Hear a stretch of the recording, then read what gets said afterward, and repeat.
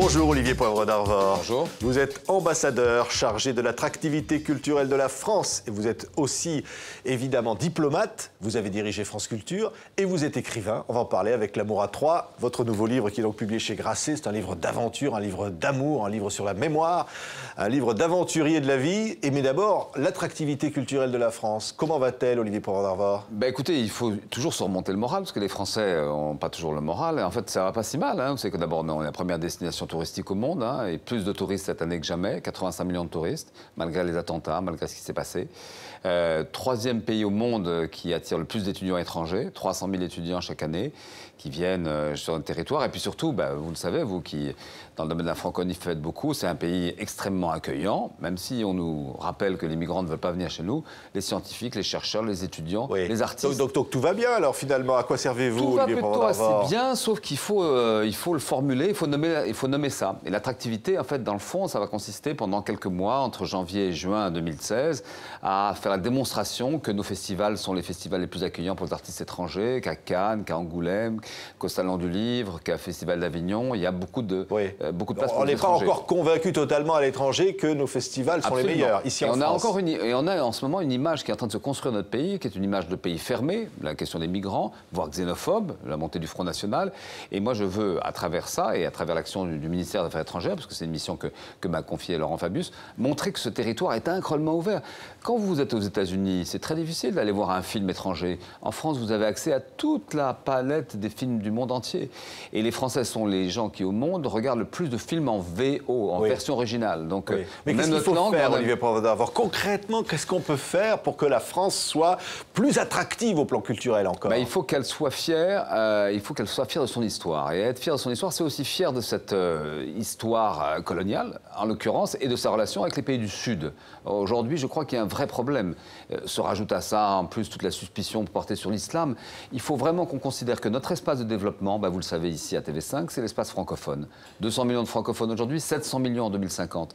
Et donc, il faut qu'avec le Maghreb, l'Afrique subsaharienne, ces pays qui parlent la langue française, mais aussi avec les autres pays francophones, on se dise qu'on a un espace à construire, un espace culturel ensemble. Oui, pourquoi? Parce qu'il faut gagner des parts de marché économique, parce que finalement, la diplomatie culturelle, c'est aussi une diplomatie économique. Oui, c'est une diplomatie économique, absolument. Derrière tout ça, il y a des industries culturelles. L'art et la création, c'est très sympathique, mais s'il n'y a pas des groupes d'édition, s'il n'y a pas du numérique, les Américains nous ont battus à plat de couture dans les années 90 avec l'installation sur la Silicon Valley de ces grands groupes numériques.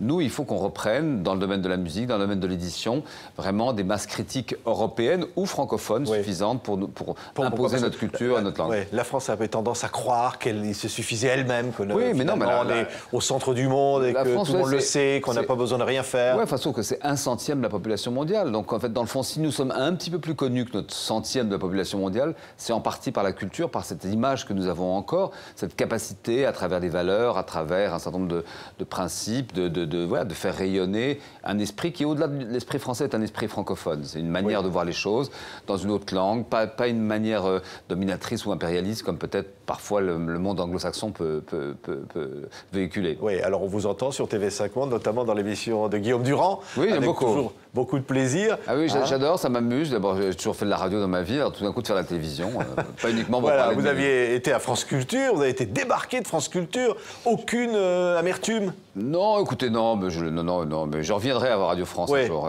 Vous allez revenir à Radio France? Oui, je vais revenir à Radio France, absolument. Ah bon, c'était un scoop ça, vous nous annoncez ça alors? Non, je sais pas où, mais quelque part. J'ai très envie. J'ai adoré la radio, c'est une radio formidable. On a augmenté l'audience de manière assez considérable et donc en effet, j'ai quitté après 5 années, mais il faut revenir sur ces vieilles amours. Il faut changer les choses, il faut apporter Il faut qu'il y ait un projet culturel, il faut que partout il y ait de la culture. Je crois que vraiment... Il n'y a pas assez de culture à Radio France, par exemple. Il faut que les projets soient construits de toute entreprise audiovisuelle sur un projet culturel. Les gens, en fond, veulent qu'on leur propose non pas des chiffres d'audience, mais une ambition. C'est ce qui est le cas aujourd'hui? Bon, écoutez, je ne vais pas revenir sur le passé. En tout cas, c'est ce que j'essaie de faire à France Culture et c'est ce que je ferai un jour si jamais je suis à la tête d'un groupe audiovisuel. Oui, alors Alors, L'amour à trois, dites-moi, vous êtes gonflé quand même. C'est le titre de votre nouveau livre, publié donc chez Grasset. C'est un roman, évidemment, mais quand même assez autobiographique. L'amour à trois. Alors oui, L'amour à trois. Est-ce que c'est bien sérieux? Oui, ça se passe dans les années 70 d'abord. Et d'abord, l'amour à trois, ça existe. Hein. L'amour n'est pas que le couple. Il y a toujours une figure d'un homme, d'une autre femme. Il y a beaucoup de gens qui vivent comme ça. Et puis il y a aussi la figure du père, de la mère. Et c'est René Girard qui dit qu'on désire toujours le désir de l'autre. Donc il y a un autre qui désire quelqu'un et qui vous fait le désirer. En l'occurrence, c'est une histoire des années 70, comme il y en a eu beaucoup, qui ont donné lieu à des grandes affaires d'ailleurs, en l'occurrence.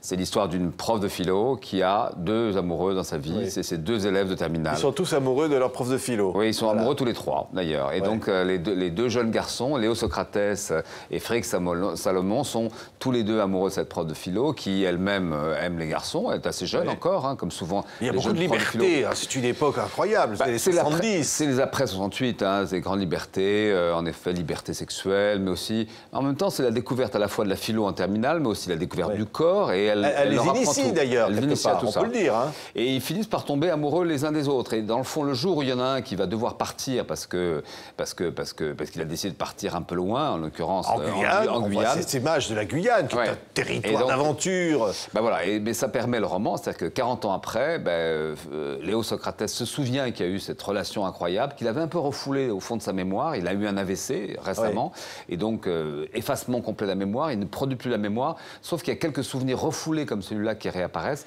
de cette relation à trois. Il vient d'apprendre que cette femme, cette prof de philo, est morte, et il décide d'aller porter la nouvelle auprès de son ami. Pour retrouver lui-même cette mémoire grâce à cet ami. Et il va découvrir des choses qu'il ne savait pas, évidemment, sur lui-même. Il va remonter le fleuve Maroni. Et la Guyane est un terrain formidable que j'ai aimé décrire, un peu comme Conrad, peut-être, dans Typhon. C'est une terre d'aventure magnifique. Et remonter le fleuve, c'est remonter l'histoire de la mémoire. Vous dites dans ce livre, l'aventure de l'exploration, c'est une aventure de pureté et d'humilité. Oui, parce qu'on est seul face à des éléments qui sont l'inconnu, qui sont la nature, qui sont la forêt guyanaise, le fleuve, le danger de ce fleuve. Et en effet, à travers ça, on va arriver à une vérité qui est une vérité très intime et puis très personnelle. Et alors, il y a une autre phrase qui revient, c'est « on ne descend jamais deux fois le même fleuve ». C'est Héraclite. Ça, c'est vrai. Oui, on ne descend jamais le même fleuve, hein, c'est jamais pareil. C'est Héraclite, c'est le mouvement, c'est la vie. On ne remonte jamais le même fleuve. Vous savez, oui, c'est un principe de mouvement permanent. C'est finalement l'aventure de la vie, Olivier Pandore. Ça vous ressemble beaucoup. Hein. À la fois, il est diplomate, il est ministre plénipotentiaire comme vous, d'ailleurs. Et puis, finalement, il va être peut-être rappelé au Quai d'Orsay quelque part. Mais au fond, cette aventure-là, c'est aussi l'aventure et la politique. Tout se mêle.